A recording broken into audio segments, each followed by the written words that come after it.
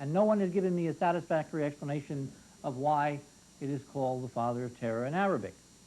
In the more ancient indigenous Egyptian language, it was called the Ark-Ur.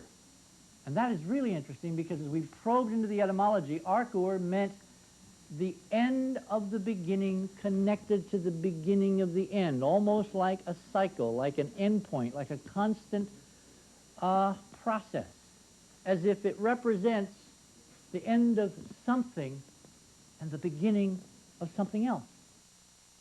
I want to tell you a story of courage by a guy named John Anthony West.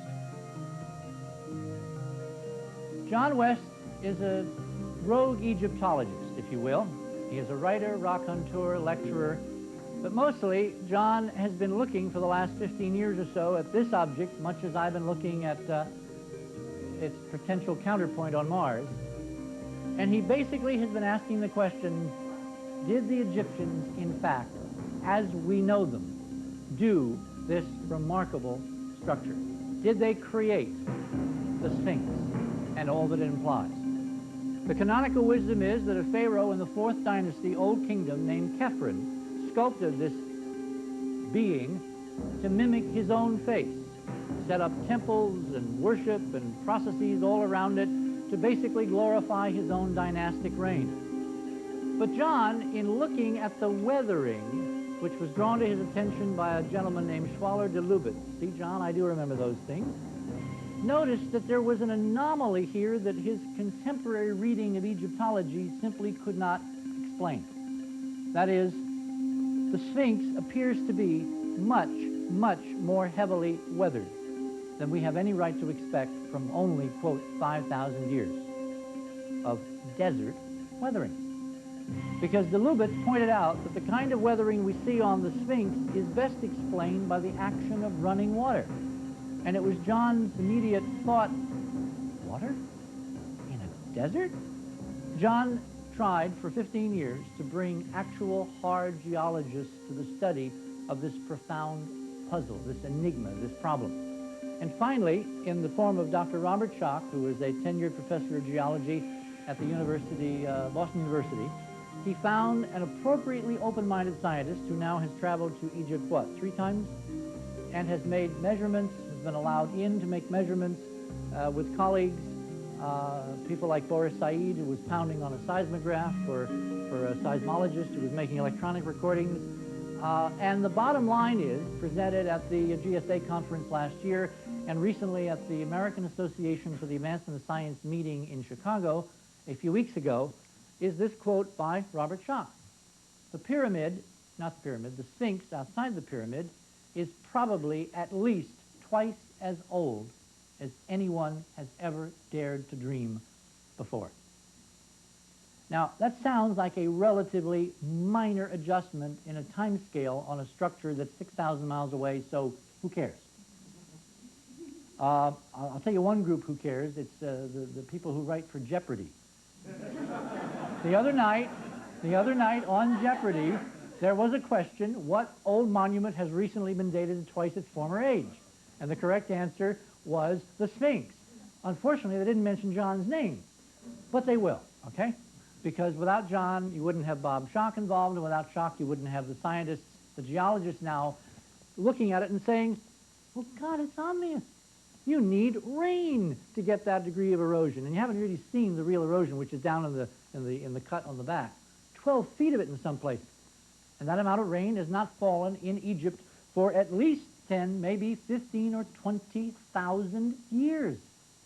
Now that raises a profound and wonderful problem. It has the Egyptologists all frothing, you've got to understand. I mean, and they're really frothing at this.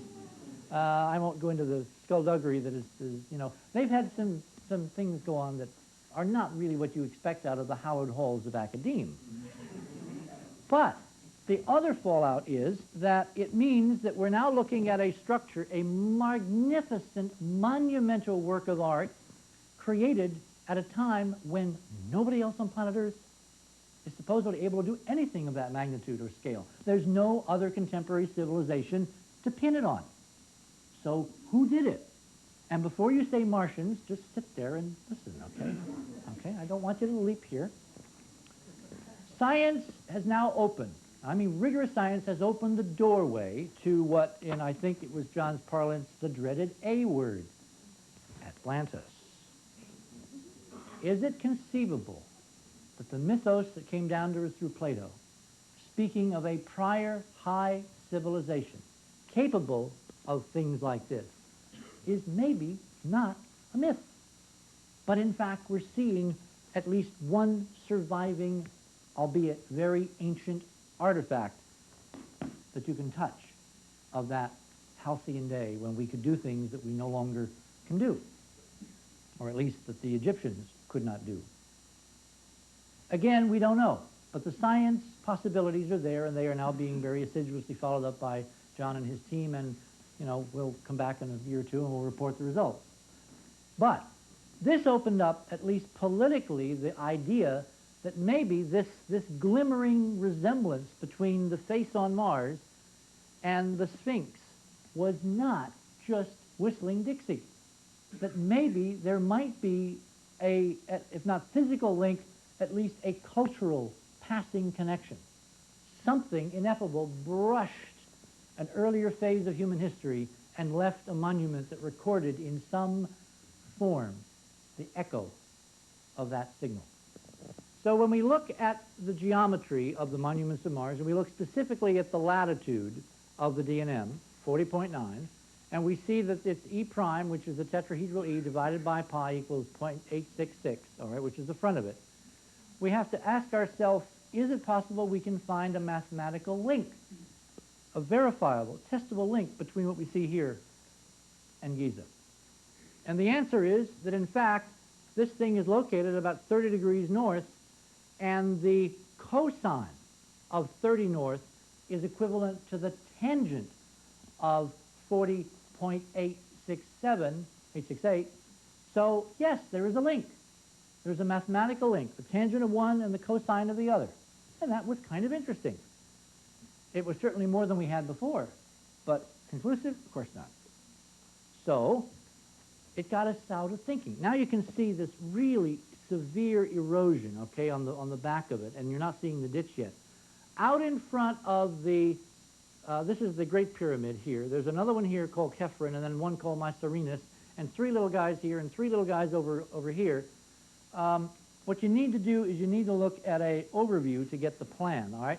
Here's the Sphinx, here's the Great Pyramid, Kephren Pyramid, Mycerinus, all right? And here's north.